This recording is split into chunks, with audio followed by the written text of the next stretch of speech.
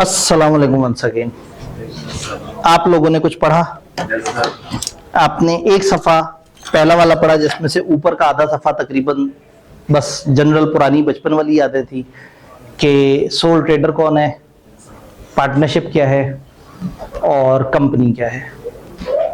फिर उसके बाद कंपनी के फीचर्स पढ़े नीचे तीन। तो कहानी को वहां से शुरू करते हैं। क्या लिमिटेड लायबिलिटी वाला फीचर समझ आ रहा है? कंपनी की लायबिलिटी क्या होती है? लिमिटेड। इसका मतलब क्या है? जितनी इन्वेस्टमेंट है लोगों की, जितना उसका शेयर कैपिटल है, कंपनी वहां तक पाबंद है, कंपनी उससे ज्यादा के लिए पाबंद नहीं है। फिर हम लोगों ने एक और फीचर पढ़ा था। हमने कहा था कंपनी सेपरेट लीगल एंटिटी होती है, जिसको हम डॉक्ट्राइन ऑफ कॉर्पोरेट पर्सनैलिटी भी बोलते हैं। ये सेपरेट लीगल एंटिटी का क्या मतलब था? कंपनी एक अलग इंसान है, कंपनी का एक अलग वजूद है, कंपनी अलग से एग्जिस्ट कर रही है। कंपनी के ओनर्स अलग लोग हैं और कंपनी अलग चीज है। कंपनी की अपनी इन्वेस्टमेंट है, कंपनी के अपने एसेट्स हैं, कंपनी की अपनी लायबिलिटीज हैं, कंपनी की अपनी लीगल केसेस हैं, कंपनी अपना टैक्स पे कर रही है, कंपनी अपनी इनकम कमा रही है और कंपनी के जो ओनर्स हैं वो अलग अलग लोग हैं। इंटरेस्टिंगली कंपनी जब प्रॉफिट डिवाइड करे तो वो तो डिविडेंड कहलाएगा, लेकिन जब एक डायरेक्टर को कंपनी सैलरी देगी तो माना जाएगा कि एक इंसान ने दूसरे इंसान को काम करने की तनख्वाह दी है। तो इसका मतलब ये हुआ कि जो डायरेक्टर, अगर एक मेंबर डायरेक्टर भी है तो उसका और कंपनी का आपस का एक अलग रिलेशन एम्प्लॉई एम्प्लॉयर वाला भी बन जाता है। तो क्या कंपनी सेपरेट लीगल एंटिटी है? सबको समझ आया कि इतनी सेपरेट लीगल एंटिटी होती है कि लोग टैक्स बचाने के का बड़ा मजेदार सा तरीका निकाल लेते हैं। फॉर एग्जाम्पल, एक बिजनेस हो और उस बिजनेस से मैं पैसे कमा रहा हूं, तो जितने पैसे कमाऊंगा मुझे उस पर टैक्स देना पड़ेगा। मैं कंपनी रजिस्टर करा दूं और उसके 100% शेयर्स मेरे पास हो और वो बिजनेस करे वो कंपनी। अब जब कंपनी बिजनेस कर रही है और मैं कंपनी को सर्विसेज प्रोवाइड कर रहा हूं, तो कंपनी मुझे दे रही है सैलरी। 6 लाख तक सैलरी पे टैक्स नहीं पड़ता, तो मैं अपनी तनख्वाह रख लूं साल की 6 लाख, तो वो 6 लाख जो कि मैंने उस बिजनेस में से निकाला उसके ऊपर तो टैक्स नहीं पड़ा। और कंपनी के प्रॉफिट्स 6 लाख से कम हो गए, प्रॉफिट्स पे टैक्स पड़ना था कंपनी को, 6 लाख से कम हो गई क्योंकि 6 लाख मैंने सैलरी के नाम पे निकाल लिया। फिर कंपनी ने एक आदमी आतिफ आब्दे को एक क्लाइंट से डिस्कशन के लिए दूसरे शहर भेजा, तो ये खर्चा मेरा है या कंपनी का है? कंपनी का खर्चा है। कंपनी अपने डायरेक्टर को, अपने एम्प्लॉय को, अपने शेयर होल्डर को इंटरनेट प्रोवाइड करती है ताकि वो काम कर सके। किसका खर्चा है? कंपनी का। कंपनी अपने एम्प्लॉय की गाड़ी में पेट्रोल डलवाती है ताकि वो लाहौर में फिर के कस्टमर से डील कर सके। कंपनी अपने एम्प्लॉय को एक घर में ठहराती है और उस घर का किराया भरती है ताकि वो एम्प्लॉय वहां बैठ के वर्क फ्रॉम होम कर सके। कंपनी का खर्चा। फिर मजीद ऐड करना है तो बेगम भी ऐड हो जाएगी एम्प्लॉय के तौर पे। 6 लाख बेगम की भी तनख्वाह। अब बेगम तो मेरी है, लेकिन कंपनी के लिए तो एक बाहर का पर्सन है, कंपनी अलग पर्सन है, मैं अलग पर्सन हूं, मेरी बेगम अलग पर्सन है। अब कंपनी मेरी बेगम नामी एक और खातून को, एक और एम्प्लॉय को भी सैलरी दे रही है 6 लाख की। कंपनी का प्रॉफिट और 6 लाख से कम हो गया, और जब बेगम की रिकॉर्ड में 6 लाख ऐड होगा क्या उस पर टैक्स पड़ेगा? 6 लाख तक टैक्स भी नहीं है। फिर हमारी कंपनी ये सोचती है कि हमारे एम्प्लॉइज हमें इतना कमा के दे रहे हैं, यानी मैं और मेरी बेगम, तो वो हमें फॉरेन ट्रिप पे भेज देती है। तो जो मेरे जहाज का टिकट है वो भी कंपनी के जिम्मे, मेरे होटल का टिकट वो भी कंपनी के जिम्मे। तो टेक्निकली मैं मिस्टर आतिफ आब्दी की लाइफ में जितने भी खर्चे थे, मैंने खर्चे उठा के कंपनी के खर्चों में डाल दिए और उतने से कंपनी का प्रॉफिट कम कर दिया। वरना अगर मैं एक सैलरीड पर्सन होता, मैं सैलरी लेता और मैं खर्चे करता, तो जितनी सैलरी उस पर टैक्स दे देता, मेरे खर्चे किसी के खाते में ही ना आते। लेकिन अब क्या हुआ? वो सारे खाते आ गए एक कंपनी के रिकॉर्ड में। अब कंपनी अपने एम्प्लॉइज को फैसिलिटेट करने के लिए जो जो खर्चा कर रही है वो कंपनी अपने प्रॉफिट से माइनस करेगी, और अब जो प्रॉफिट बचेगा उसके ऊपर टैक्स पड़ेगा। तो लोग तो कंपनी बना के इस तरह के मजाक कर रहे होते हैं। और फिर हो सकता है मेरा कोई छोटा भाई भी हो सकता है वो जिंदगी में कुछ करता हो, कुछ ना करता हो, और अगर वो कुछ और भी करता है तो मैं कम से कम उसको भी कंपनी में एम्प्लॉय दिखा सकता हूं। वो 6 लाख भी बच गया, कंपनी ने उसके अकाउंट में डाला और उसको मैंने जाके कह दिया निकाल के मुझे दे दो। तो कंपनी बनाने के बाद आप क्या करते हैं, आप अपनी पर्सनैलिटी और कंपनी की पर्सनैलिटी को अलग रख के बहुत फायदा उठाते हैं।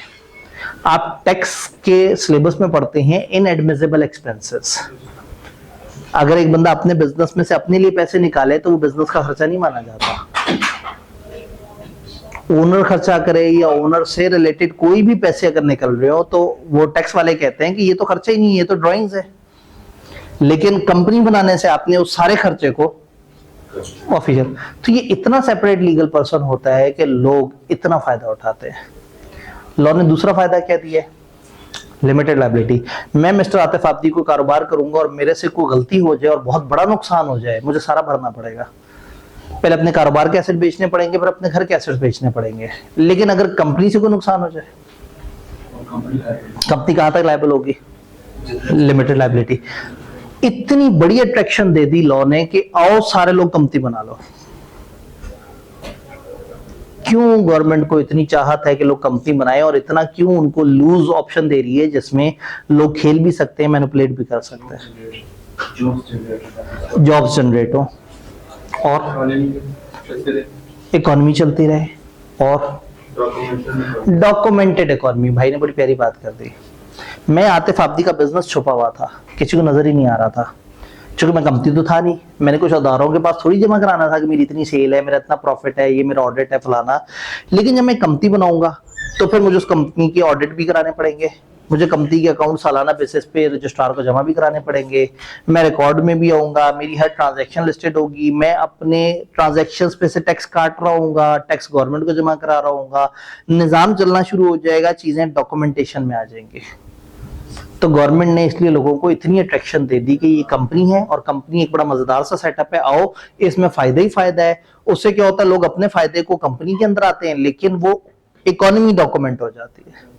कहीं ना कहीं गवर्नमेंट के पास रिकॉर्ड आ जाता है कि टेक्सटाइल सेक्टर में हम कहाँ पे हैं, फलाना सेक्टर में कहाँ हैं। वरना तो अंदरून लाहौर में 25,000 तरह के बिजनेस चल रहे होंगे और गवर्नमेंट को पता ही नहीं होगा कि हम कितने जूते बना रहे हैं, हम कितने जो है वो कारखाने चला रहे हैं, हम पता नहीं क्या क्या कर रहे हैं।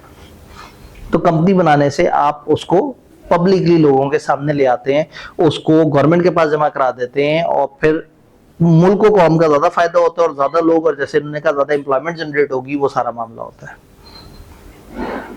डन। तीसरा फीचर कंपनी का परपेचुअल सक्सेशन वाला, ओनरशिप चेंज होने का, ये समझ आया था। कंपनी के ओनर बदलते रहते हैं, कंपनी वहीं खड़ी रहती है। तो company has nothing to do with कि आज मेरा ओनर कौन है और कल मेरा ओनर कौन है। कंपनी अपने धंधे पे लगी हुई है, वो डब्बा काम करी जा रहा है और जिनसे करवा रहा है उनको पैसे भी दे रहा है।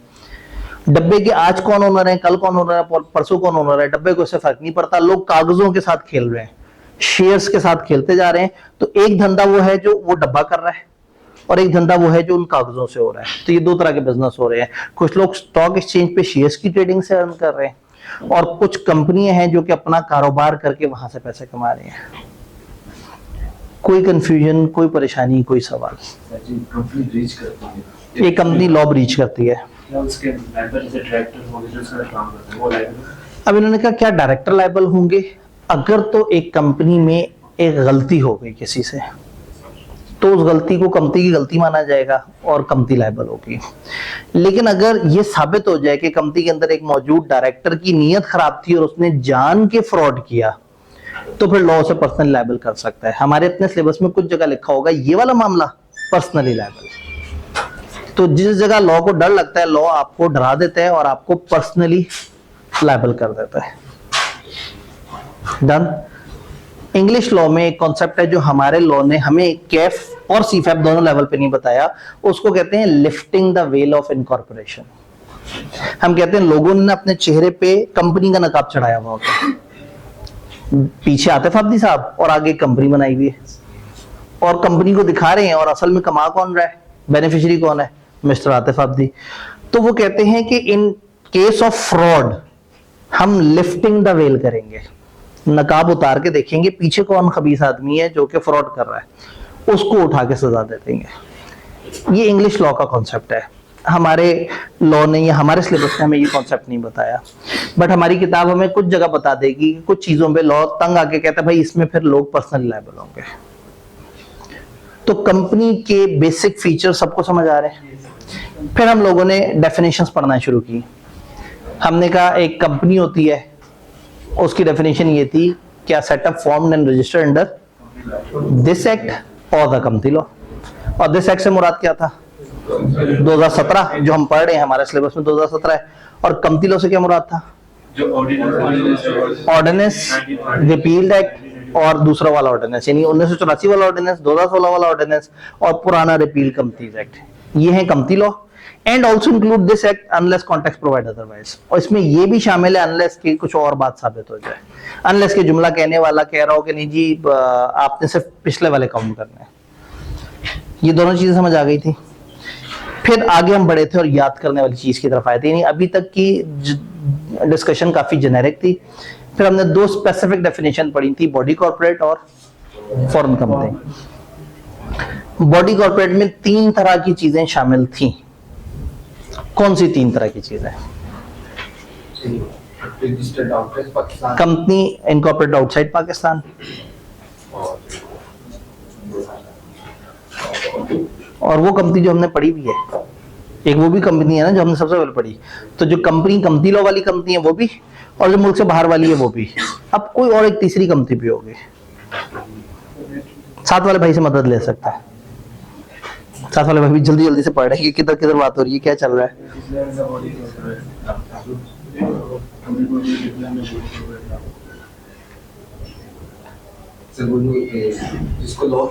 जिसको किसी और कंपनी को रेलेवेंट लॉ कह दे कि हाँ भाई ये वाली कंपनी भी बॉडी कॉर्पोरेट कहलाएगी, उनका अपना लॉ कह दे। जैसे मैंने आपको कहा बैंकिंग कंपनीज ऑर्डिनेंस बैंकों को कहता है तुम लोग बैंकिंग कंपनी हो। इंश्योरेंस को ऑर्डिनेंस इंश्योरेंस के बिजनेस को कहता है तुम लोग इंश्योरेंस कंपनी हो। तो जिनका अपना रेलेवेंट स्टैच्यू उनको कंपनी बोल दे वो बॉडी कॉर्पोरेट है, जिनको कंपनी लॉ कंपनी बोलते वो भी बॉडी कॉर्पोरेट है, और जो मुल्क से बाहर रजिस्टर हुई हैं कंपनियां वो भी। तो बॉडी कॉर्पोरेट आसान अल्फाज में all type of companies, Pakistan की कंपनी लॉ वाली कंपनियां, पाकिस्तान की किसी और लॉ वाली कंपनियां, और मुल्क से बाहर वाली कंपनियां। ये 3 इसमें शामिल है। 2 माइनस करनी है। 2 माइनस कौन सी करनी है? Cooperative society. जो कोऑपरेटिव सोसाइटी के लॉ में अगर रजिस्टर हो गई तो फिर हमारी तरफ से साइड पे कर देंगे हम उसे। जिसको लॉ ने एक्सक्लूड कर दिया, ज्यादा स्पेसिफिक बात करें तो जिसको relevant minister of federal government ने बाय नोटिफिकेशन कह दिया कि उसको नहीं काउंट करना, फिर हम उसे काउंट नहीं करेंगे। डन। तो बॉडी कॉर्पोरेट की डेफिनेशन थी जिसमें 3 चीजें ऐड होनी है और 2 चीजें माइनस होनी है। क्या तीनों एडिशन और दोनों डिलीशन समझ आ रही हैं? फिर हम लोगों ने एंड पे जाते जाते एक छोटी सी डेफिनेशन देखी थी फॉरेन कंपनी की। ये एक उस तरह की मुल्क से बाहर की इनकॉर्पोरेटेड कंपनी है जिसका पाकिस्तान से कोई ताल्लुक होता है। कैसा ताल्लुक? इनका प्लेस ऑफ बिजनेस होता है या कोई कोऑर्डिनेशन लाइजॉन किस्म का ऑफिस होता है। ये खुद डील कर रहे होते हैं या एजेंट के थ्रू डील कर रहे होते हैं, ये फिजिकली डील कर रहे होते हैं या इलेक्ट्रॉनिकली डील कर रहे होते हैं। तो अगर पाकिस्तान में हम लोग अमेज़न से चीजें मंगवा रहे हैं, अली एक्सप्रेस से चीजें मंगवा रहे हैं, अगर हम बाहर की बहुत सारी कंपनियों से पाकिस्तान में डील कर रहे हैं तो ये फॉरेन कंपनी है। कंपनी इनकॉर्पोरेटेड आउटसाइड पाकिस्तान तो दुनिया की हर कंपनी है ना। तो हो सकता है नामीबिया में एक कंपनी हो जिसका कभी पाकिस्तानियों से पाला ना पड़ा हो, तो भी वो बॉडी कॉर्पोरेट तो कहलाएगी, लेकिन वो फॉरेन कंपनी नहीं कहलाएगी। फॉरेन कंपनी बाहर की वो वाली कंपनी होगी जो पाकिस्तान में किसी ना किसी हवाले से। ये लॉ ने इसलिए बताया कि कल को जब टैक्स की बातें होंगी तो कहेंगे फॉरेन कंपनियों पर टैक्सेशन यूं होगा, लेकिन फॉरेन कंपनी हम क्यों पढ़ रहे हैं ये मुझे नहीं समझ आता। बस ये डेफिनेशन पहली और आखिरी दफा पढ़ रहे हैं, उसके बाद हमारे पूरे सिलेबस में फॉरेन कंपनी का दोबारा तस्करा ही नहीं है। तो ये बिला वजह का वो बोझ है जो आई कि अपने हमारे ऊपर डाल दिया है। चलो कोई बात नहीं, खैर है, वो जंगल का बादशाह है, अंडे दे या बच्चे दे, हम तो जो है ना वो जो उसकी मर्जी हम वैसे करेंगे। हमने शपथ लिया था जब हम सीए में आए थे, आईकैप के डॉक्यूमेंट साइन करते हुए कहा था कि मैं हमेशा आईकैप की पॉलिसीज और कवानीन और इनके रूल्स रेगुलेशन, किताबें, सिलेबस का हमेशा पालन करूंगा, और जो है ना वो कभी भी मैं इस पे आंच नहीं आने दूंगा और मैं इसके खिलाफ कोई बात नहीं करूंगा। ऑल्दो हम बात उसके खिलाफ करते हैं, लेकिन हमने वचन दिया हुआ है कि हम आईकैप हमारे साथ जो मर्जी जुल्म करे हमने अपनी जिंदगी दान कर दी आईकैप को, अब आईकैप हमारी जिंदगी के साथ जैसे मर्जी खेले, ये इसकी मर्जी। हाँ, बदले में हम उससे कहते हैं कि हमें एक अच्छा कैरियर दे दो, हमें ये श्योरिटी दे दो कि हम जब तुम्हारे इस गंदे मुश्किल प्रोसेस से निमट के बाहर निकलेंगे तो हमें नौकरी मिलनी चाहिए। अल्हम्दुलिल्लाह आईकैप अपने उस वादे पे भी कायम है, नौकरियों का मसला नहीं है। यानी आपको सीए में आके लोगों ने 100 मसले बताए होंगे, सिलेबस नहीं फॉलो होता, अजीब सा पेपर आ जाता है, एकदम से फेल हो जाते हैं, आर्टिकल्स में दिक्कतें हैं, मुश्किल है, देर तक काम करना पड़ता है, लेकिन कि कोई ये मसला नहीं बताएगा कि जी नौकरी मिलती ही नहीं। तो जो उन्होंने अपना वादा किया था वो पूरा कर रहे हैं, लेकिन जितने तकलीफ दे तरीके से कर रहे हैं हमें उस पर एतराज होता है। और फिर वो कहते हैं ये तकलीफ दे है ही इसीलिए कि तुम लोगों को नौकरियां मिलती रहे, तो इसलिए शुरू में हमसे साइनिंग ले लेता है कि हमें उनके किसी निजाम पे कोई एतराज नहीं होगा, वो हमें जिस स्कीम में डाल के जैसे मर्जी तोड़ मरोड़ करेंगे हमारे साथ, हमें मानना पड़ेगा। तो एक तरीका ये है कि हम हर वक्त सड़ते रहें, उलझते रहें, एतराज करते रहें, और एक तरीका ये है कि हम ये देखें कि अच्छा क्या दिक्कत है, इस दिक्कत से निकलना कैसे है, हम बस रास्ता क्लियर करते जाएं। वरना दुनिया का सबसे आसान काम है एतराज करना, और दुनिया का सबसे ज्यादा फंसा देने वाला काम भी ये है कि आप एतराज करते रहते हैं, उसके बाद क्या होता है आप जिंदगी को आगे बढ़ाते ही नहीं। जैसे ही फॉर एग्जांपल मैं आपको कहूं कि देखिए ये फजूल डेफिनेशन है, ये नहीं होनी चाहिए थी, अब अगर मैं इसी बात पे सड़ता रहूंगा तो मैं आपको पढ़ाऊंगा ही नहीं, फिर आप भी देख के उलझते रहेंगे कि यार क्या फजूल चीज है, क्यों आई हुई है, आप भी याद नहीं करेंगे, पेपर में वो पूछ लेगा, आप फिर उसी क्लास में दोबारा बैठे हुए होंगे और फिर सोच रहे होंगे ये मैंने क्या किया अपने साथ। तो इसलिए आईकैप से इख्तलाफात का इजहार जरूर करें, अपना गम गुस्सा जरूर बाहर निकालें, सोशल मीडिया पे जरूर पोस्ट डालें, लेकिन उसके बाद खामोशी से आके फिर उस प्रोसेस के अंदर अपने आप को उसी प्रोसेस के बीच में से गुजारना जरूर है। डन? कोई कंफ्यूजन पिछले दिन से रिलेटेड लेक्चर जो पिछले दिन हमने पढ़ा उसमें कोई परेशानी, कोई सवाल, कोई कंफ्यूजन? सब क्लियर है? पक्का? आज हमने कंपनियों की दो तरह से टाइप्स देखनी है। जब कंपनी रजिस्टर होती है तो आपने इसको कैटेगराइज कर देना होता है कि क्या आप इस कंपनी को पब्लिक रखना चाहते हैं या इसको प्राइवेट रखना चाहते हैं।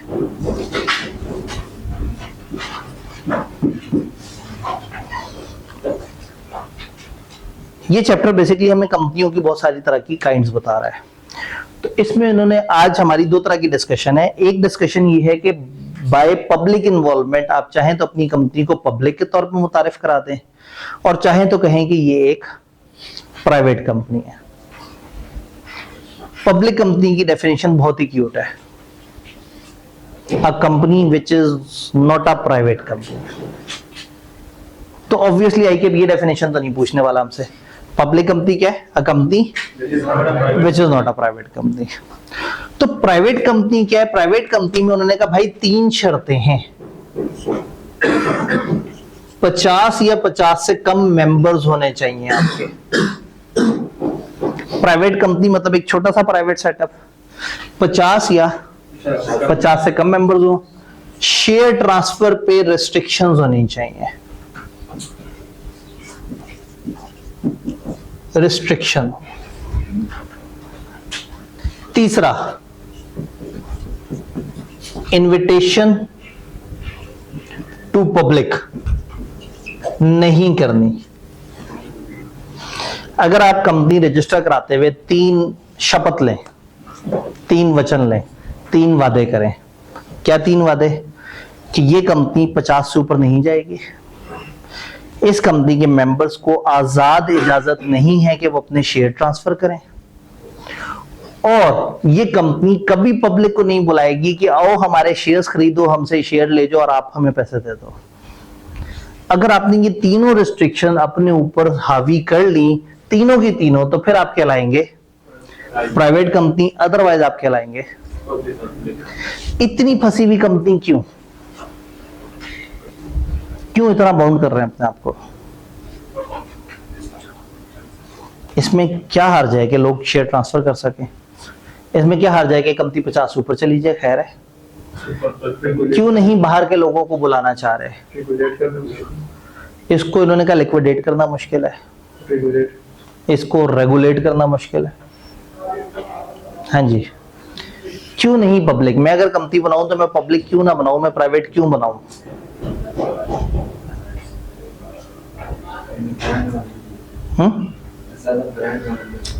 ज्यादा ब्रांड, प्राइवेट से ब्रांड कैसे बनेगा? कम लोग होंगे तो कम लोगों के अंदर ही कंपनी चलती रहेगी, और कंपनी जितना भी ग्रो करेगी उसका प्रॉफिट कम लोगों को मिलता रहेगा। जी, फंड रेज करना भी मुश्किल होता है। देखिए, अगर तो एक छोटा सेटअप है, आप एक कंपनी रजिस्टर करा रहे हैं, फॉर एग्जांपल एक फैमिली है, वो फैमिली अपना एक फैमिली बिजनेस को कंपनी के तौर पर रजिस्टर करा रहे हैं, तो क्या जरूरत है आपको बाहर के लोगों की? क्या जरूरत है आपको बहुत ज्यादा तादाद की कंपनी की? तो अगर आप एक छोटा सा सेटअप बना के महदूद चलना चाहते हैं और आप ज्यादा पब्लिक को अपनी कंपनी में नहीं इंटरेस्ट दिलवाना चाहते, तो आप प्राइवेट कंपनी की तरफ जा सकते हैं। एक छोटी सी एग्जांपल, 7 दोस्त थे, 7 दोस्तों ने मिलके आपस में एक दूसरे से अग्नि पे हाथ रख के जो है वो वादा लिया, शपथ लिया, बल्कि शपथ या वचन लिया। क्या वचन लिया उन्होंने? उन्होंने ये कहा कि हम 7 लोग मिलके जो अपना कारोबार शुरू कर रहे हैं, ये हम हमेशा इन 7 लोगों के दरमियान रखेंगे। ये हम 7 लोगों की कंपनी है, करोड़ों की अरबों के प्रॉफिट हो, हम 7 दोस्त हैं, हम एक दूसरे को समझते हैं अच्छी तरह से, हम जो कंपनी शुरू कर रहे हैं ये कंपनी बस हमारे दरमियान ही रहनी चाहिए।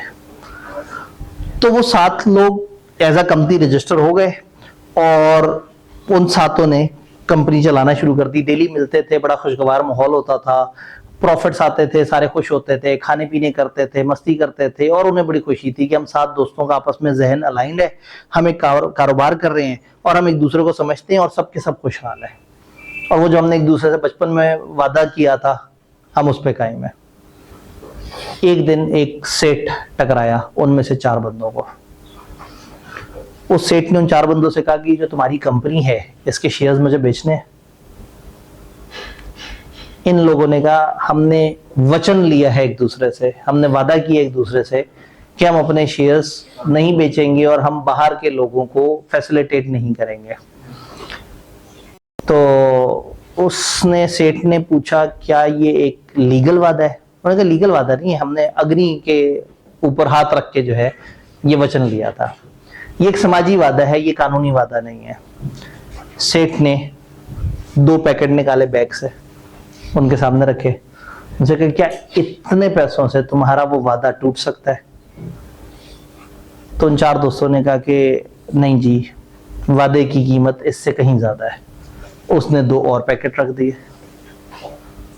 अब इन्होंने कहा कि हाँ सोच सकते हैं, लेकिन वादा बड़ा स्ट्रॉन्ग चीज होता है। उसने एक 5वां पैकेट पे रख दिया। गेम चेंज हो गई। इन 4 बंदों ने वो 5 पैकेट उठाए, आपस में बांटे और अपने शेयर्स सेठ को दिए और चले गए। अगले दिन 3 दोस्त, वो जो बकाया 3 दोस्त थे, वो आए। जब वो आए कंपनी में तो सामने वो सेठ एक रिवॉल्विंग चेयर पे बैठा हुआ गोल गोल घूम रहा हो, और कभी दीवार को पाँव मार के वहां से झूठे ले रहा हो, कभी उस दीवार तक जा रहा हो, कभी उस दीवार तक जा रहा हो, और एक दीवार पे उसने अपनी ड्राइंग और ना मार्कर से पता नहीं क्या क्या लिखा हो। इनके तन बदन में आग लग गई। उन्होंने कहा तुम कौन हो? हमारी कंपनी है, हमारी कंपनी में तुमने ये मेन चीफ एग्जीक्यूटिव की कुर्सी पे बैठने की जरूरत कैसे की? तुम तो ऐसे यहाँ पे बैठे हुए हो जैसे तुम्हारे बाप की कंपनी हो। उसने कहा मेरे बाप की तो नहीं, लेकिन मेरी कंपनी है। तुम लोग कौन हो? मैंने कहा हम कंपनी के मालिक है। उसने कहा इस कंपनी के 50% से ज्यादा शेयर्स मेरे पास है। अब इस कंपनी में वो होगा जो मैं चाहूंगा, ये कंपनी वैसे चलेगी जैसे मैं चाहूंगा। हमें अपने बिजनेस डिसीजंस भी बदलने हैं, हमने कुछ नई पॉलिसीज भी लेके आनी है, हम अपने स्टाफ में से कुछ को निकालने के बारे में भी सोचेंगे। और अब जाहिर है कंपनी आधे से ज्यादा मेरी है, तो फिर मैं डिसाइड करूंगा कि कंपनी कैसे चले। तो वो 3 दोस्त एकदम से बड़े परेशान हो गए और एक दूसरे के साथ बैठ के उन्होंने कहा कि ये क्या हुआ, ये तो रातों रात डाका पड़ गया हमारी कंपनी पे। तो तीनों दोस्तों ने एक दूसरे की तरफ देखा और एक दूसरे से नमी भरी आंखों के साथ पूछा कि हमसे क्या गलती हुई। तो एक दोस्त ने याद कराया कि पोस्ट रिजल्ट बैच का 3रे दिन का लेक्चर मिस कर दिया था। उस दिन सर हमें प्राइवेट कंपनी की शर्तें बता रहे थे। अगर हमने कंपनी रजिस्टर कराते हुए as a private company register कराया होता अपने आप को, तो आज ये दिन ना देखना पड़ता। तो ये वो पाबंदी है जो आप अपने सारे मेंबर्स पे लगा देते हैं, जिससे किसी की नीयत खराब भी हो तो भी बाहर का बंदा कब्जा ना कर ले। क्या 3 रिस्ट्रिक्शंस? 50 से ऊपर मेंबर्स नहीं जाएंगे, शेयर ट्रांसफर करने पे रिस्ट्रिक्शन होगी, और जनरल पब्लिक को, बाहर के लोगों को आप इनवाइट नहीं कर सकते कि आओ हमारा शेयर ले लो। तो जिस कंपनी में ये तीनों रिस्ट्रिक्शन होगी वो प्राइवेट है, इसका मतलब है वो एक छोटा सा ओनरशिप का सेटअप है और वही लोग कंपनी को चलाते रहेंगे। तो जो फैमिली बिजनेसेस होते हैं वो प्राइवेट कंपनी के तौर पे जाते हैं, ताकि ऐसा ना हो कि फिर अचानक से बाहर से एक बंदा आए उनके फैमिली बिजनेस में। जो दोस्त कंपनियां बनाते हैं वो प्राइवेट बनाते हैं, और जो किसी ने कंपनी बनाई है और उसका बिल्कुल मूड नहीं है इस कंपनी को बहुत ज्यादा फैलाने का या इसके ओनर्स में बहुत सारे बंदे ऐड करने का, वो किस तरफ जाएगा? प्राइवेट कंपनी की रिक्वायरमेंट भी लॉ की बड़ी कम है। जो पब्लिक कंपनी है ना, जिसमें खुल्लम खुल्ला पाकिस्तान से 10,000 बंदे आ सकते हैं, तो फिर गवर्नमेंट रेगुलेट भी बहुत करेगी कि ये कंपनी ये काम भी करे, ये रिकॉर्ड भी जमा कराए, इस तरह से ऑडिट भी करे, फलाना भी करे। और जो है ही 3-4 बंदों की कंपनी, जो नुकसान करेंगे अपना करेंगे ना।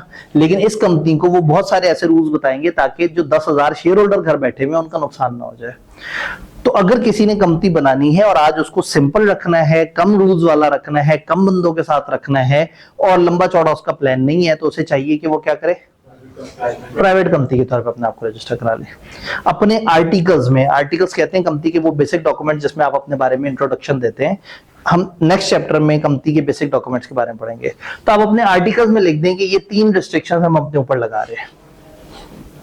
तो जिसपे 3 की 3 रिस्ट्रिक्शन है वो प्राइवेट है, जिसमें एक भी रिस्ट्रिक्शन हट गई वो प्राइवेट नहीं रही, और जो प्राइवेट नहीं रही पब्लिक हो गई।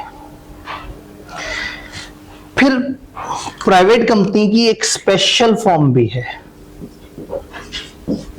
SMC, single member company. Law ने ये इजाजत दी है कि आप एक अकेले बंदे से भी पूरी कंपनी रजिस्टर करा सकते हैं। प्राइवेट कंपनी की एक स्पेशल फॉर्म है जिसमें कंपनी की 100% ऑफ द शेयर्स एक ही बंदे के पास हो। तो प्राइवेट कंपनीज को हम 2 कैटेगरीज में डिवाइड करते हैं, एसएमसी और अदर प्राइवेट कंपनी। ये जो ऊपर रूल्स मैंने बताए ये अदर प्राइवेट कंपनीज के हैं। एसएमसी में तो है ही एक बंदा, कंपनी रजिस्टर भी वही कराएगा, उसी के पास शेयर्स रहेंगे और वही कंपनी को चलाता रहेगा। तो एक ऐसी स्पेशल फॉर्म जिसमें एक बंदे के पास सारी कंपनी होती है उसको हम कहते हैं एसएमसी। तो फिर इस कंपनी को अपने नाम के साथ ब्रैकेट में एसएमसी प्राइवेट लिखना पड़ता है ताकि लोगों को दूर से पता लग जाए कि ये एक अकेले मेंबर की कंपनी है। और 2 या 2 से ज्यादा अप टू 50 मेंबर्स तक की जो कंपनी है वो प्राइवेट है। क्या प्राइवेट कंपनी समझ आई? पब्लिक कंपनी का मतलब, इसका मतलब है कि इसमें मेंबर्स 50 से ऊपर जा सकते होंगे। इसके मेंबर्स बगैर किसी से पूछे आराम से अपने शेयर किसी और को बेच सकते होंगे। और इसमें हम बाहर के लोगों को बुला के प्रोस्पेक्टस इशू करके आ जाओ जी, देखो हमारी कंपनी बड़ी जबरदस्त है, हमें पैसे दो, हमारे शेयर्स खरीदो, वो सारी हरकतें कर सकते होंगे इस कंपनी के मेंबर्स। इसकी 2 मशहूर किस्में हैं, लिस्टेड और अनलिस्टेड।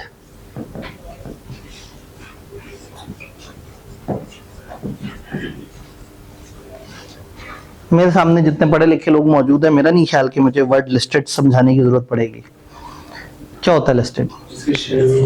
जिसके शेयर स्टॉक एक्सचेंज पे रजिस्टर हो, यानी जिस कंपनी ने स्टॉक एक्सचेंज पे जाके परमिशन ली हुई है, इजाजत ली हुई है और वहां उनके पास रजिस्टर है, तो वो लिस्टेड कहलाएगी। इसका मतलब है इसके शेयर्स में स्टॉक एक्सचेंज में आराम से ट्रेडिंग हो रही होगी। और अनलिस्टेड जो स्टॉक एक्सचेंज में रजिस्टर नहीं है, इसका ये मतलब नहीं कि ट्रेडिंग नहीं हो रही होगी।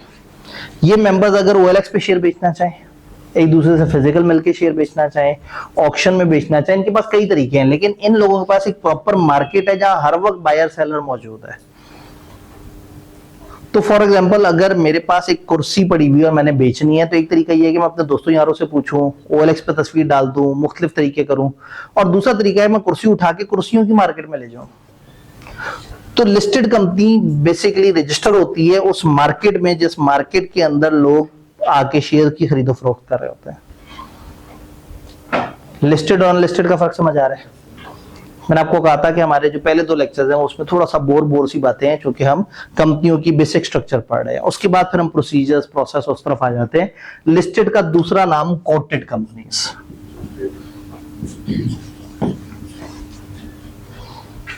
लिस्टेड को हम कोटेड भी बोलते हैं।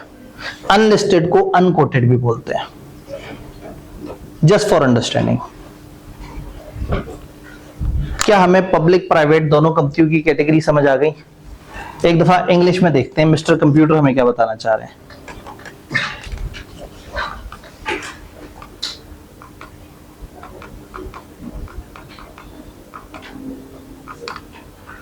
Public company, a company which is not a private company. अब आप किताब खोल के उसको साथ साथ ट्रेस कर सकते हैं। A company which is not a private company, listed company जिसकी सिक्योरिटीज लिस्टेड है स्टॉक एक्सचेंज पे और ट्रेड हो रही हैं, और अनलिस्टेड कंपनी जिसकी सिक्योरिटीज लिस्टेड नहीं है। प्राइवेट कंपनी में एक सिंगल मेंबर कंपनी है which consist of a single member who is director of the company. इन कंपनियों में SMC private limited is added to the name, ताकि दूर से ही पता लग जाए, नाम देख के पता लग जाए कि ये अकेले बंदे की कंपनी है। और अदर प्राइवेट कंपनी किसे कहेंगे? कम से कम 2 मेंबर से रजिस्टर होगी और 3 रिस्ट्रिक्शन लगाएगी। क्या रिस्ट्रिक्शन होंगी? Maximum number of members 50, right to transfer the shares by members, share transfer करने पे, सेव एज अदरवाइज प्रोवाइडेड। अगर कहीं बताया है कि उसका भी ट्रांसफर करने का तरीका तो वो देख लेंगे, लेकिन फिलहाल हम ये मान लेते हैं कि ये रिस्ट्रिक्शन है। और तीसरा, इनविटेशन और सब्सक्रिप्शन, लोगों को अप्लाई करने से इनवाइट नहीं करेंगे general public for shares, debentures या रिडीमेबल कैपिटल। आप लोग अकाउंटिंग वगैरह में देखते हैं कि कुछ शेयर्स होते हैं, कुछ डिबेंचर होते हैं, कुछ और कैपिटल होता है। तो एक कंपनी अपने लोगों को कहती है और हमारे यहाँ इन्वेस्ट करो। तो आप इस तरह की किसी भी इन्वेस्टमेंट के लिए लोगों को नहीं बुलाएंगे कि और हमारी कंपनी का हिस्सा बनो। तो टेक्निकली अदर प्राइवेट कंपनी में 3 रुकावटें आ गई। 50 से ऊपर नहीं जाएंगे, शेयर ट्रांसफर नहीं करेंगे सिवाय वहां जहां इजाजत है, और इनवाइट नहीं करेंगे। ये 50 मेंबर्स वाली बात में ना एक रूल लिखा हुआ है, मेंबर्स जॉइंटली होल्डिंग शेयर्स को सिंगल काउंट करेंगे। 3 लोगों ने अगर मिलकर शेयर्स खरीदे हुए ना जॉइंट, एक काउंट होंगे। क्यों? फॉर एग्जांपल एक कंपनी थी, उसके 48 मेंबर्स थे, एक मेंबर की डेथ हो गई और उसके शेयर्स उसके 5 बच्चों को चले गए। अब 48 में से एक बंदा माइनस हुआ 47, और जब ये 5 बच्चे ऐड होंगे तो 52, और हम कहां तक जा सकते हैं? तो लॉ ने इसका एक चोर रास्ता आपको दे दिया कि अगर आप कुछ लोगों को जॉइंट शेयर होल्डर्स बना दोगे तो वो सारे मिला के एक काउंट होंगे। तो अगर कुछ लोगों ने मिलजुल के शेयर्स खरीदे हुए हैं तो ये जो 50 की गिनती है उसमें हम उनको सिंगल काउंट करेंगे, हम ज्यादा काउंट नहीं करेंगे। फिर एम्प्लॉइज नहीं काउंट करने होते, इसमें आपने मेंबर्स काउंट करने होते हैं। तो एसएमसी का ये मतलब नहीं कि एक ही बंदा मार्केटिंग भी कर रहा है, वही एडमिनिस्ट्रेशन भी कर रहा है, वही रेवेन्यू भी लेके आ रहा है। ओनरशिप में एक बंदा है, नीचे टीम तो होगी उसके पास पूरी, एम्प्लॉइज तो होंगे भरपूर। पब्लिक और प्राइवेट कंपनी में आप में से किसी का कोई सवाल?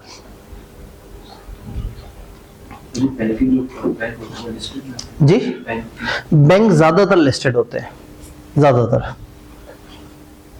जी, पब्लिक प्राइवेट समझ आया। दूसरी किस्म की कैटेगरी की तरफ चलते हैं। जब आप कंपनी रजिस्टर करा रहे हैं तो ये तो आपने बता दिया कि आप पब्लिक हैं या प्राइवेट हैं। फिर दूसरा आपने ये भी बताना होता है कि आप शेयर्स वाली कंपनी है, गारंटी वाली कंपनी है या अनलिमिटेड कंपनी है। तो कंपनियों की 3 और किस्में भी हैं। ये पब्लिक इन्वॉल्वमेंट के हिसाब से आप 2 कैटेगरीज में डिवाइड होते हैं, और लायबिलिटी के हिसाब से आप 3 कैटेगरीज में डिवाइड होते हैं। लायबिलिटी के हिसाब से आप कंपनी लिमिटेड बाय शेयर्स भी हो सकते हैं, कंपनी लिमिटेड बाय गारंटी भी हो सकते हैं,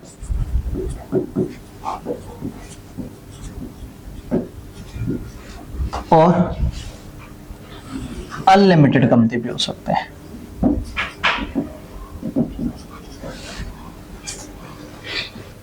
company limited by shares, company limited by guarantee और unlimited. Company limited by share वही कंपनी है जिसका हम इतने अरसे से पढ़ते आ रहे हैं। ये जो हमने कल परसों आज जितनी भी डिस्कशन अभी तक की है कंपनियों के बारे में, हमारी assumption ये है कि एक डब्बा है और उस डब्बे के अंदर शेयर कैपिटल पड़ा हुआ है, और हम ये मानते हैं कि कंपनी की लायबिलिटी कहां तक है, जितना उस डब्बे में शेयर कैपिटल का पोर्शन है, रिजर्व्स नहीं, जितना उसमें शेयर कैपिटल। तो company limited by share exactly वही कंपनी है जो हम अभी तक पढ़ते आ रहे हैं। यानी कि ये वो कंपनी है जिसमें मेंबर्स की लायबिलिटी कोई नहीं है। क्यों? मेंबर घर से एसेट तो नहीं बेचेंगे, कंपनी पे बुरा टाइम आएगा तो कौन सा पैसा इस्तेमाल होगा? जो डब्बे के अंदर पेड अप कैपिटल पड़ा हुआ है। तो यानी मैं ये कह सकता हूं कि जो कंपनी है वो लायबल है अपने पेड अप कैपिटल तक, और मेंबर लायबल है 0 रुपीस के लिए। ये बात समझ आती है? कल हमने कहा था कि ऐसा हो सकता है कि कोई उधार किया हुआ हो, एक मेंबर ने कुछ पैसे उधार कर लिए, पूरे ना दिए। 20 लाख शेयर कैपिटल था, उसमें से एक बंदे ने 2 लाख उधार कर लिया और बाकी 18 लाख डब्बे तक पहुंच गए। अभी 2 लाख के लिए कौन लायबल होगा? वही मेंबर। तो हम कहते हैं मेंबर की लायबिलिटी होती नहीं, लेकिन अगर कोई अनपेड कैपिटल है तो यस, फिर उसकी लायबिलिटी है, अदरवाइज नहीं है। तो कंपनी लिमिटेड बाय गारंटी, वो बाय शेयर्स में मेंबर की लायबिलिटी है अनपेड कैपिटल तक, और कंपनी की लायबिलिटी है पेड अप तक। इंग्लिश बाद में देख लेंगे, फिलहाल इस प्रोसेस को समझ रहे हैं। फिर एक यूनिक किस्म की कंपनी आती है, कंपनी लिमिटेड बाय गारंटी। ये चंद मेंबर्स इकट्ठे होकर सोचते हैं कि यार हम डब्बे में पैसे क्यों डालें, हम क्यों आज ही अपनी लायबिलिटी जो हमें कभी भी पड़ सकती है, हम आज इस डब्बे में क्यों इकट्ठा कर दें। 5-6 लोग हैं, अपना अपना बिजनेस करते हैं। अब उन्होंने मिलकर सोचा हम कंपनी बनाए। इस कंपनी के लिए उन्हें शेयर कैपिटल फर्ज करें नहीं चाहिए था, हर बंदा अपना अपना स्किल सेट के साथ आ रहा था। तो उन्होंने सोचा कि हम पहले दिन इस कंपनी में शेयर कैपिटल नहीं लेके आते। तो अब रजिस्टर कैसे होंगे? वो कहते हैं हम बना रहे हैं अपने आप को कंपनी लिमिटेड बाय गारंटी। ये हमारी कंपनी है और ये हम 5 लोग हैं। अगर कभी बुरा टाइम आ गया तो हम में से हर बंदा 5-5 लाख रुपए के लिए पाबंद है। तो मेंबर्स क्या करते हैं, इस कंपनी में शुरू में ही अपनी एक गारंटी दे देते हैं और कह देते हैं कि जी मैं इतनी अमाउंट का वादा करता हूं, अगर कंपनी डूबी, कंपनी पे बुरा वक्त आया, मैं जाती जेब से इतने लाख रुपए दे दूंगा। तो कंपनी बनाते वक्त आपने पैसे वहां नहीं डाले कंपनी के बॉक्स में, आपने एक वादा कर लिया कि अगर कंपनी पे बुरा वक्त आया मैं जिम्मेदार, मैं गारंटी लेता हूं, मैं इस कंपनी के पैसे अदा करूंगा। बात समझ आ रही है? कंपनी कहां तक लायबल होगी? कंपनी लायबल होगी अपने एसेट्स तक। अब पेड अप कैपिटल तो है ही नहीं हमारे पास। जब कंपनी में बुरा वक्त आएगा, कंपनी अपने एसेट्स बेचेगी और लोगों के पैसा अदा कर देगी। फिर भी पैसे बच गए तो मेंबर्स को पकड़ेंगे कि तुम लोगों ने गारंटी दी थी। मेंबर कहां तक लायबल होंगे? इस गारंटी अमाउंट तक। अब कंपनी ये हो और इसमें शेयर कैपिटल भी ऐड कर दें। शेयर कैपिटल की बात बाद में करते हैं। पहले मेरा सवाल यह है कि क्या कंपनी बगैर शेयर कैपिटल के चल सकती है? क्या आपने कोई ऐसा सेटअप देखा है जिसके पास शेयर कैपिटल ना हो और बहुत जबरदस्त चल रहा हो? मेरे ज़हन में एक ऐसा सेटअप है जो बगैर शेयर कैपिटल के बड़ा तूफानी चल रहा है। आईएफ। क्या आईएफ का कोई शेयर कैपिटल है? कैसे चलता है ये? सब्सक्रिप्शन। आपसे सालाना सब्सक्रिप्शन लेते हैं, हमसे सालाना सब्सक्रिप्शन लेते हैं। आपसे साल के 5,300 लेते हैं, मुझसे साल के 5 लाख रुपए लेते हैं। बाकी तो मेंबर भी है कॉलेज के हर मद में ना। मेरे तो कई चेहरे हैं। मैं एक एफसी हूँ, बुजुर्ग चार्टर्ड अकाउंटेंट, उसका कोई 45,000 के करीब है साल का। फिर उसके बाद चूंकि मैं कॉलेज चला रहा हूँ तो उसका मेरे ख्याल में है कोई 1.5 लाख या शायद 2 लाख के करीब। फिर चूंकि हम एमएस ऑफिस करा रहे हैं उसका शायद 75,000 रुपया। फिर चूंकि पीपी भी करा रहे हैं उसका भी शायद कुछ इस तरह से करके, तो टोटल मिला जुला के को 5 लाख से ऊपर पर मंथ, वो पर ईयर हमारे जा रहे हैं। तो आप लोग 5,300 दे के और जो है ना वो सोचते हैं आपके साथ जुल्म हो गया। सोचो कुछ लोगों के साथ कितने बड़े लेवल का जुल्म हो रहा है। तो आईकैप ने क्या किया, कॉलेज से पैसे पकड़े, फर्म से एनुअल मद में पैसे पकड़े, मेंबर से एनुअल मद में पकड़े पैसे, आप लोगों से एनुअल मद में पैसे पकड़े, एग्जामिनेशन के नाम पे पैसे लिए, ट्रेनिंग्स के नाम पे पैसे लिए। तो इनकी सब्सक्रिप्शन फीस वगैरह ही इस काबिल है कि इनको शेयर कैपिटल की जरूरत ही नहीं, डे 1 पे भी नहीं थी।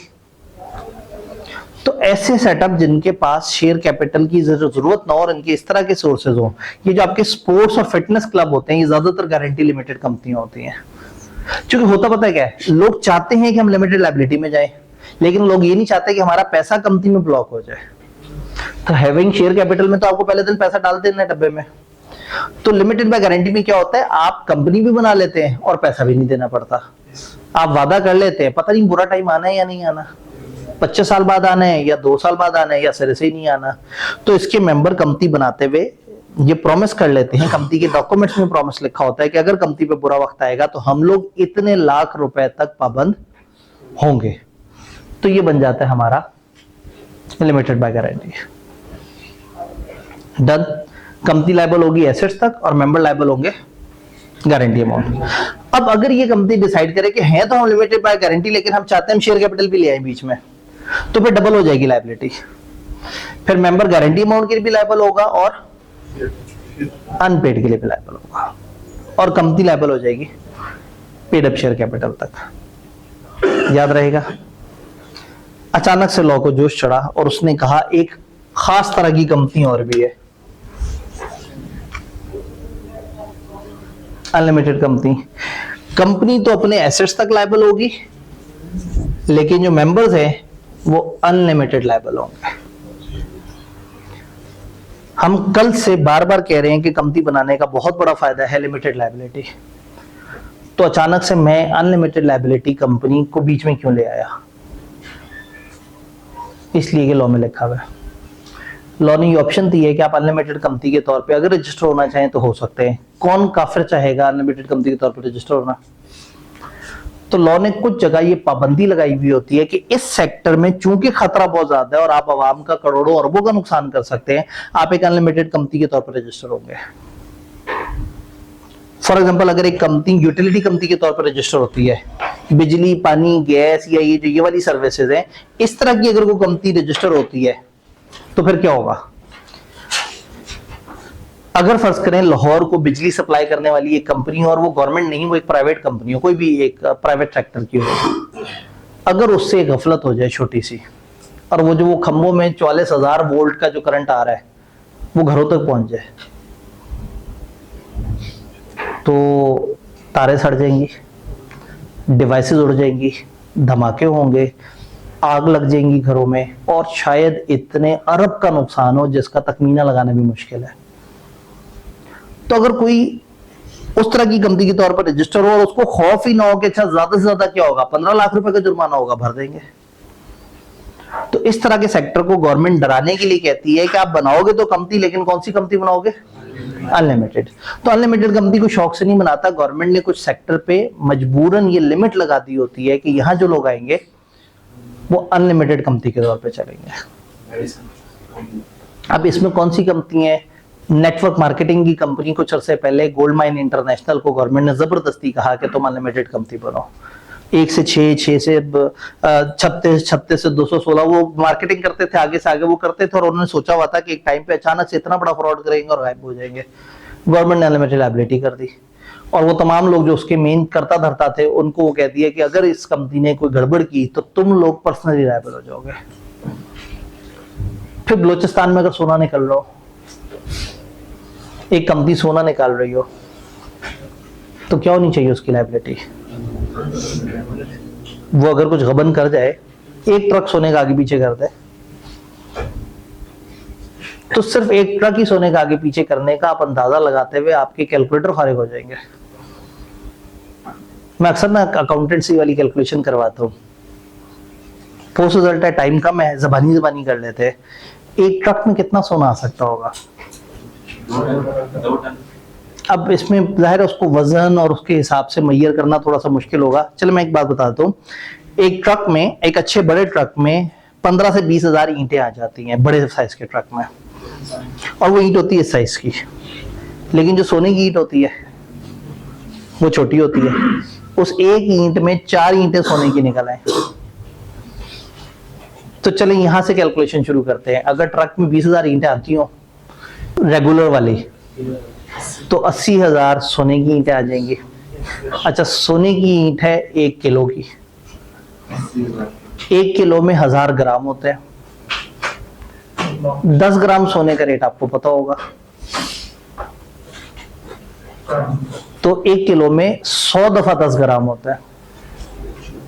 तो 10 ग्राम का रेट फर्ज करें इस वक्त चल रहा हो 3 लाख, फर्ज करें तो अगर 3 लाख हो 10 ग्राम सोने का रेट, तो 1 किलो की ईंट कितने की होगी?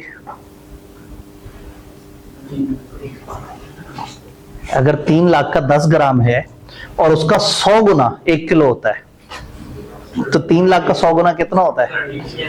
3 करोड़। 3 करोड़ 3 करोड़ की एक ईंट है, 80,000 ईंट है। अकाउंटेंट्स मेरे सामने है, ठीक है। एक भाई ने किया लेकिन कैलकुलेटर दागे मुफारकत दे गया, 2.4 इंटू 10 रेस टू पावर में जवाब आ गया। मुझे या उर्दू जबान या इंग्लिश जबान में मुझे वो अमाउंट बता दें, आप चाहे मिलियन बिलियंस में बता दें पढ़े लिखे तरीके से, या पाकिस्तानी रिवायती करोड़ अरब खरब वगैरह इस जबान में बता दें। 24,000 खरब। एक भाई ने कहा 24,000 खरब।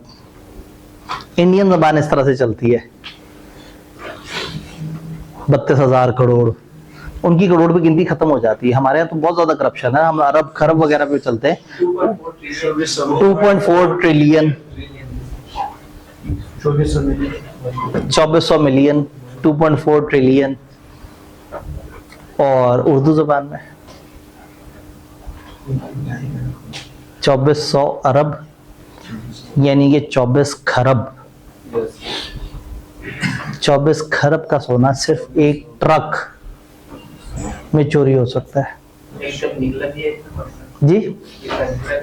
अब भाई ने जब कहा ना इतना निकला भी है नहीं, एक उड़ती खबर के मुताबिक रेकोडेक मंसूबे में 700 ट्रक जितना सामान पाकिस्तान से बाहर गया।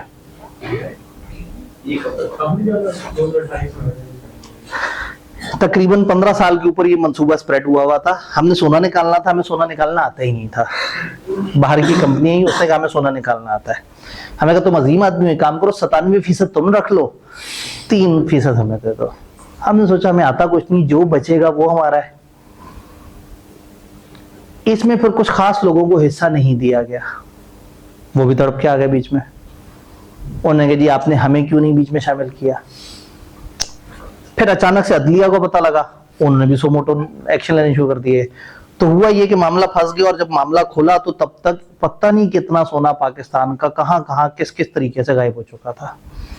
उसके बाद स्टे लिया, उस कंपनी को मुल्क से बाहर भगा दिया। उस कंपनी ने पाकिस्तान पे कितने मिलियन डॉलर का हजाने का दावा कर दिया कि ये कॉन्ट्रैक्ट करके मुकर गए। तो अल्हम्दुलिल्लाह हमारा पाकिस्तान इतना रिसोर्सफुल है कि हम पूरे 5-6 अरब कंट्रीज बना सकते हैं सिर्फ उस सोने से जितना पाकिस्तान के पास अभी भी मौजूद है। तो सऊदी कंपनी साहब मांगा होता है। अब वही वाली बात है कि हमारे प्रॉब्लम ये है कि हम लोग बहुत ज्यादा रिसोर्सफुल नहीं है। हमारी प्रॉब्लम ये है कि हम लोगों के यहाँ खाने वाले 4-5 बंदे बीच में आ जाते हैं अचानक से। वो कहता है मेरा हिस्सा है, वो कहता है मेरा हिस्सा है। फिर ये जो सोना और इस तरह की चीजें जहां से निकल रही हैं, वो बलोचिस्तान ने फ्रेंडली तौर पे हमारा साथ देने का ऐलान किया था।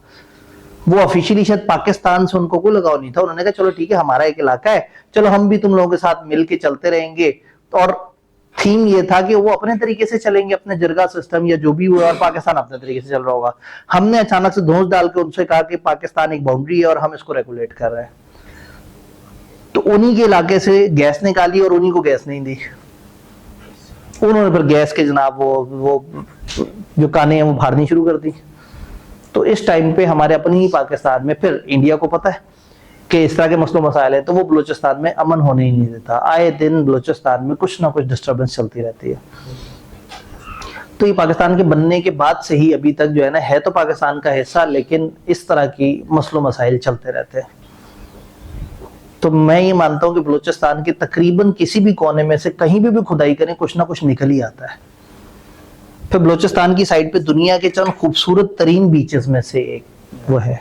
7 तरह के डिफरेंट बीचेस हैं पाकिस्तान में। दुनिया में जो अलग अलग मुल्कों में किसी एक तरह का बीच होता है, पाकिस्तान में 7 तरह के बीच है। नीले पानी वाले, आपने कभी देखा होगा मालदीव्स वगैरह का जो बिल्कुल ट्रांसपेरेंट सा पानी होता है, पाकिस्तान में ऐसे बीचेस मौजूद है। गहरे पानी वाले, कम गहरे पानी वाले, नीले पानी वाले, हरे पानी वाले, कोस्टल उसके साइड पे पहाड़ों के साथ वाले, सहरा के साथ कनेक्ट होते हुए बीच। तो बहुत कुछ है पाकिस्तान में। सिर्फ अमन और जो है ना वो उसका इस्तेकाम नहीं है। तो ऐसा ना हो कि हम जज्बाती होकर बहुत ज्यादा बहते चले जाएं। इंग्लिश पढ़ते हैं। आपने एक ट्रक की चोरी तो समझ ही ली।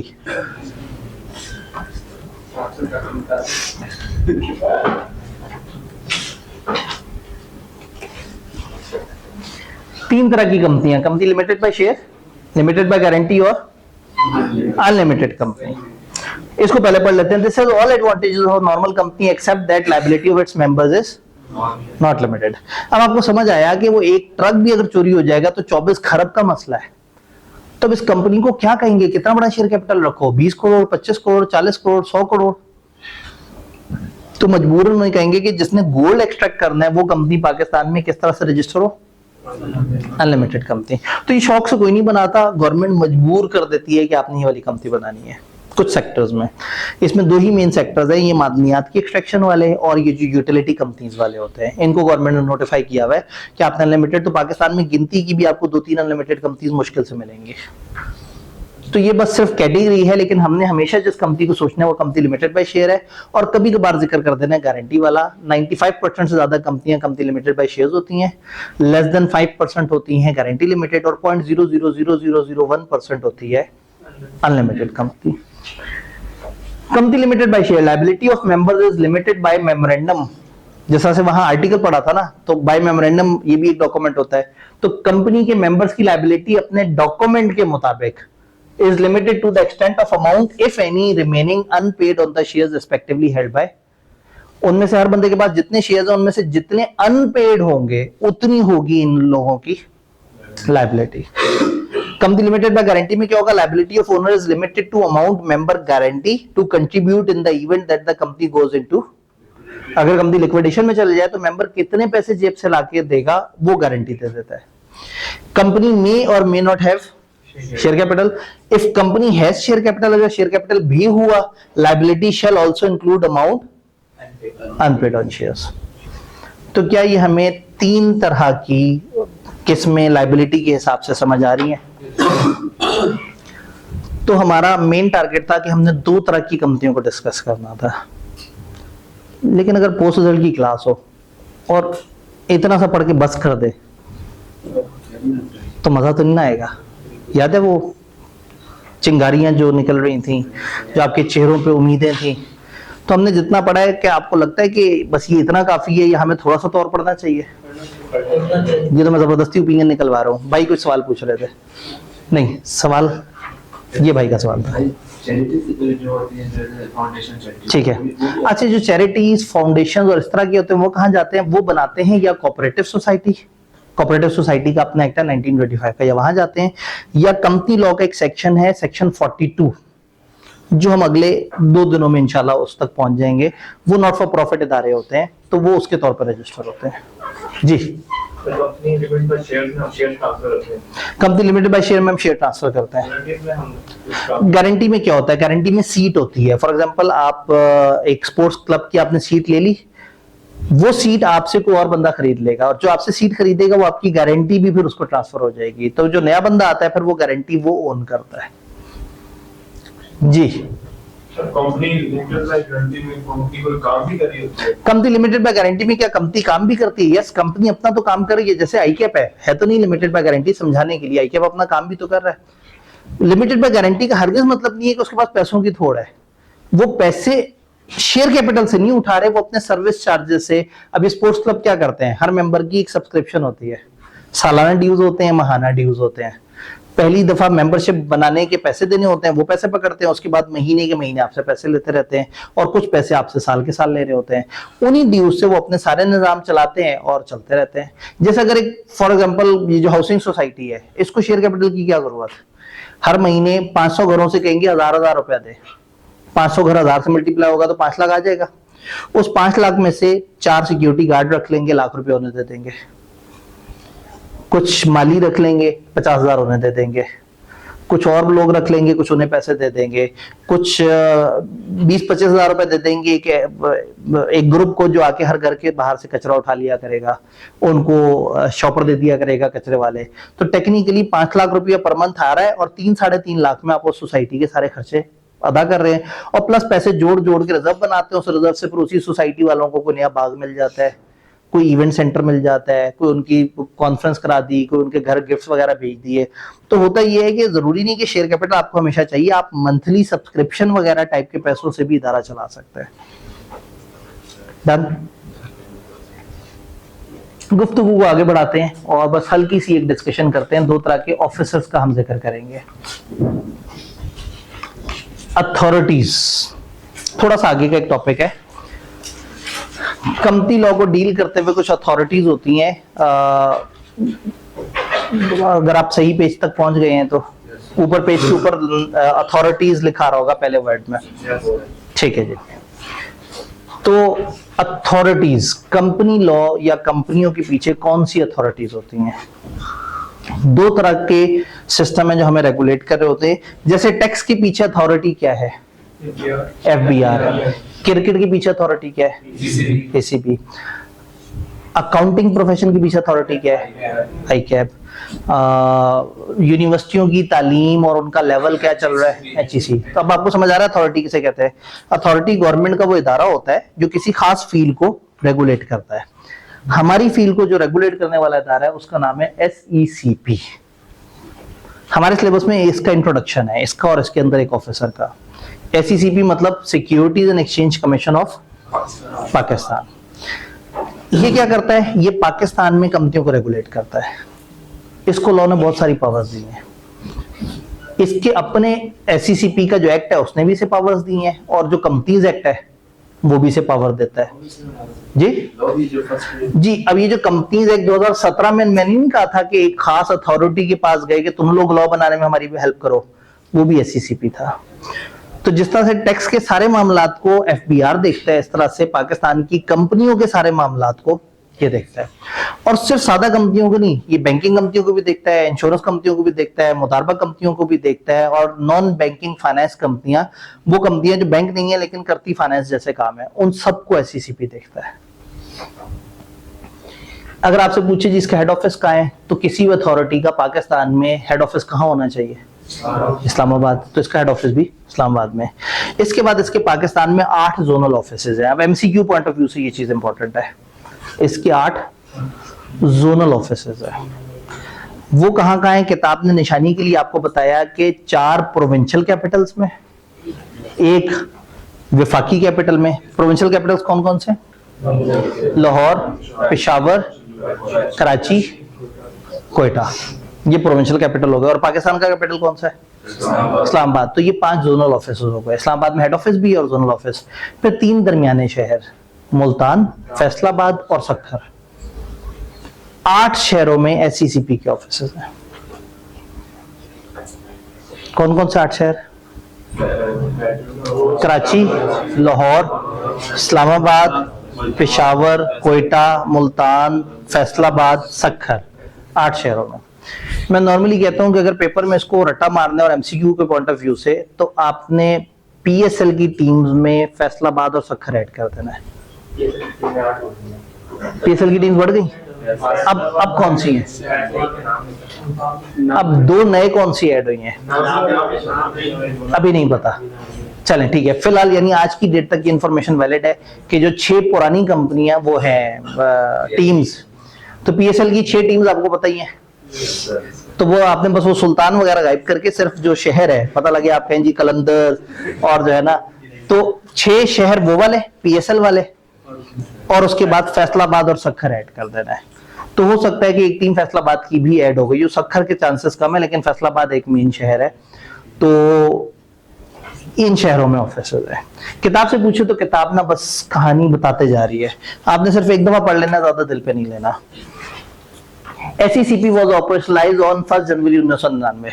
1 जनवरी 1999 को एसईसीपी ने अपने काम का आगाज किया था। इसने रिप्लेस कर दिया था कॉर्पोरेट लॉ अथॉरिटी। पुराने जमाने में हमारे मुल्क में अथॉरिटी होती थी, उसका नाम होता था कॉर्पोरेट लॉ अथॉरिटी। फिर हमारे मुल्क वालों ने देखा कि दूसरे मुल्क वाले इतनी तरक्की क्यों करते हैं, तो पता लगा वहां इस अथॉरिटी का नाम होता है सिक्योरिटीज एंड एक्सचेंज कमीशन। तो हमने इस अथॉरिटी का नाम बदल के कर दिया सिक्योरिटीज एंड एक्सचेंज कमीशन। तरक्की फिर भी नहीं आई, तो बहरहाल इसका नाम ही बदला था। तो एसईसीपी ने उस पुराने दायरे को रिप्लेस कर दिया था। इसका हेड ऑफिस है फेडरल कैपिटल इस्लामाबाद में। 8 रीजनल ऑफिसेज हैं, एक फेडरल कैपिटल में, 4 प्रोविंशियल कैपिटल में और 3 मेजर सिटीज मुल्तान, फैसलाबाद और मैंने आपको वो दूसरा तरीका भी बता दिया जी। इसके मतलब एक हेड ऑफिस इस्लामाबाद में हो गया और इसका एक रीजनल ऑफिस जी एक हेड ऑफिस भी इस्लामाबाद में और एक जोनल या रीजनल ऑफिस भी इस्लामाबाद में है, तो दो ऑफिस हो गए। अब आगे आपने देखना है कि लॉ ने इसको कितनी पावर दी है। लॉ बहता जा रहा है। SECP has been given lot of powers under Companies Act. अच्छा, law has vested various powers to SECP. In addition to Companies Act, SECP is also empowered by SECP Act to exercise many powers and functions. इन सारे जुमलों का एक ही मतलब है, बहुत सारी powers हैं इसके पास। और याद और हमने क्या ध्यान में रखना है कि किन कंपनियों को ये चलाता है। ये रेगुलेट करता है affairs of companies, insurance companies, banking companies, मुदारबाज, नॉन बैंकिंग फाइनेंस कंपनी, यानी कंपनी और उसके अलावा जो फाइनेंस को डील करने वाली है ना, बैंक हो गए, इंश्योरेंस हो गए, मुदारबा हो गए और नॉन बैंकिंग फाइनेंस जो बैंकों जैसा काम करती हैं लेकिन बैंक नहीं होती, वो इनको डील करता है। तो क्या SECP का इंट्रोडक्शन समझ आया?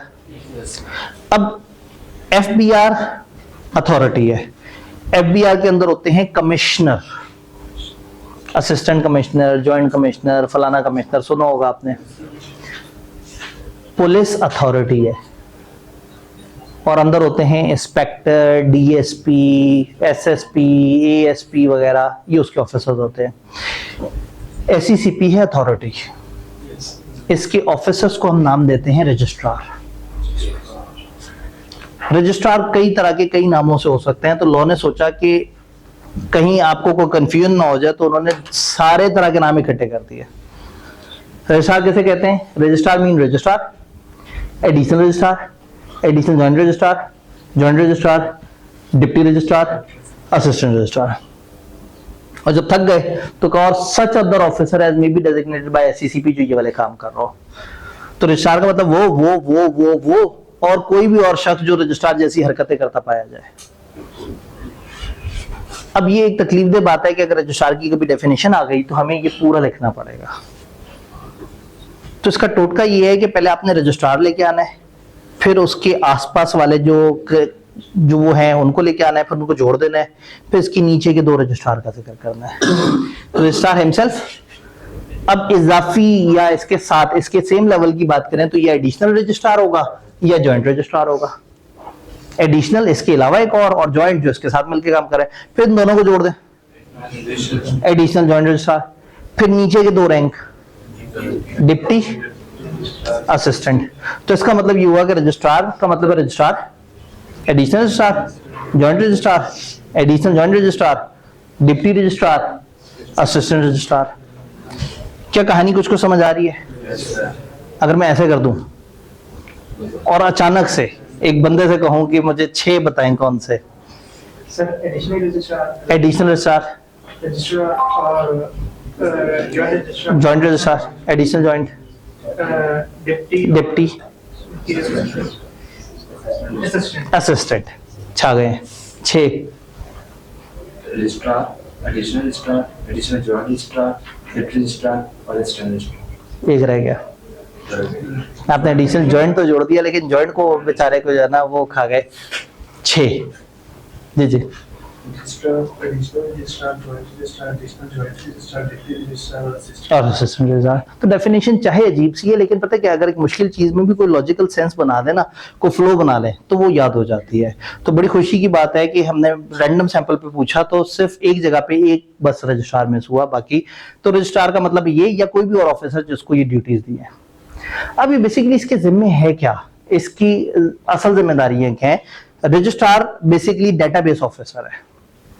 कंपनी रजिस्टर्ड होगी, रजिस्ट्रार के पास जाएगी, सालाना अकाउंट्स रजिस्ट्रार को जमा कराएगी, कोई नया काम होगा रजिस्ट्रार को बताएंगे। रजिस्ट्रार को इंफॉर्मेशन मांगना चाहता है कंपनी से मांग सकता है, कंपनी के प्रेमिसेस में आ सकता है, छापा लगा सकता है, कंपनी के किसी ऑफिसर से कोई भी इंफॉर्मेशन गवर्नमेंट की तरफ से मांग सकता है, कंपनी के रिकॉर्ड्स इंस्पेक्ट कर सकता है, रिकॉर्ड जब्त करके अपने साथ ले जा सकता है। इस लिस्ट को हमने बिल्कुल ना टेंशन लेनी है, ना लिखना है, ना इसको देखने की बहुत ज्यादा जरूरत है। क्यों? हम अपने पूरे सिलेबस में इतना कुछ पढ़ चुके होंगे इस रजिस्ट्रार के बारे में कि अगर आप उसके बाद जब यहाँ आएंगे तो आप 15 लाइनें लिख देंगे रजिस्ट्रार के बारे में। तो जस्ट हम हल्का सा देख लेते हैं। रजिस्ट्रार क्या करता है जी? रजिस्ट्रेशन ऑफ कंपनीज, रिसीव करता है various documents under the act, company के रूटीन डॉक्यूमेंट्स को ट्रैक करता है। फिर एक जुमला लिखा है जिसमें मॉर्गेजेस एंड चार्जेस और ब्रैकेट में लिखा है explained in the further chapter. हम आगे चल के चैप्टर 6 में इसके बारे में पढ़ेंगे, ये लाइन मैं अभी फिलहाल स्किप कर रहा हूं। Can call the officer of company for information and explanation, empowered to inspect the books and records of the company, may seize the books and records if think necessary। तो technically हम लोगों ने SECP और registrar का हल्का सा introduction देखा है। किताब के हिसाब से हम लोगों ने 3 टॉपिक्स किए हैं। एक दरमियाना सा टॉपिक था, दो छोटे टॉपिक्स थे, एक प्राइवेट और पब्लिक कंपनी वाला टॉपिक, और दूसरा था वो जो 3 तरह की कंपनियां होती हैं जी, लिमिटेड बाय गारंटी, शेयर्स और अनलिमिटेड। और फिर हमने एक सफे पे मौजूद जो रजिस्ट्रार और एसईसीपी का इंट्रोडक्शन था वो हमने पढ़ा। अब हमारा बोर दिन खत्म। ये 2 दिन में हमने बहुत सारी छोटी छोटी सी चीजों को जानना था, वो हमने जान लिया है। अब आगे से हम डिफरेंट तरह के प्रोसीजर, अब अगर हम कोई कंपनी की किस्म पढ़ेंगे तो बड़े शौक से मजे से पढ़ेंगे, क्योंकि उसमें कुछ ना कुछ बड़ी लॉजिकल लर्निंग होगी, कुछ सीखने को मिल रहा होगा। ठीक, तो क्या तैयार हैं कल से आगे जो है ना आग लगाने के लिए? किसी भी दिन लिखने वाली एक्टिविटी अगर आपने छोड़ दी तो फिर आपका 2 दिन का जब काम इकट्ठा होगा तो पूरे तक आप उसको कवर नहीं कर सकेंगे। ये हम साथ साथ थोड़ा थोड़ा सा ही पढ़ते जा रहे हैं, आप साथ साथ लिखते जाएं। मेरी किताब का एक सफा आपको रजिस्टर पे नीट एंड क्लीन लिखने पे ज्यादा से ज्यादा आधा घंटा लगता है, तो अभी हमने जो पढ़ा वो 2 सफे के बराबर है। तो ये हार्डली 1 घंटा लगेगा आपको उसको लिखने में। और रजिस्ट्रार की अब ये पावर्स भी बेशक ना लिखें तो आप शायद थोड़ा सा 10-1 मिनट पहले जल्दी फ्री हो जाए, लेकिन अगर साथ साथ अभी नहीं लिखेंगे तो आगे चल के काफी ज्यादा प्रॉब्लम होगा, क्योंकि जब ये फैलता जाएगा तो फिर चीजें स्किप होती जा रही होंगी, भूलते जा रहे होंगे। डन। तो कल से अब हम थोड़ी सी इंटरेस्टिंग गुफ्तगू में घुस जाएंगे। जो कंपनियों की मुख्तलिफ तरह की किस्में हमने बोर देखनी थी वो देख ली हैं, और अब कल से ऑनवर्ड वाली किस्में थोड़ी सी ज्यादा मजे की हैं। मिलते हैं इंशाल्लाह।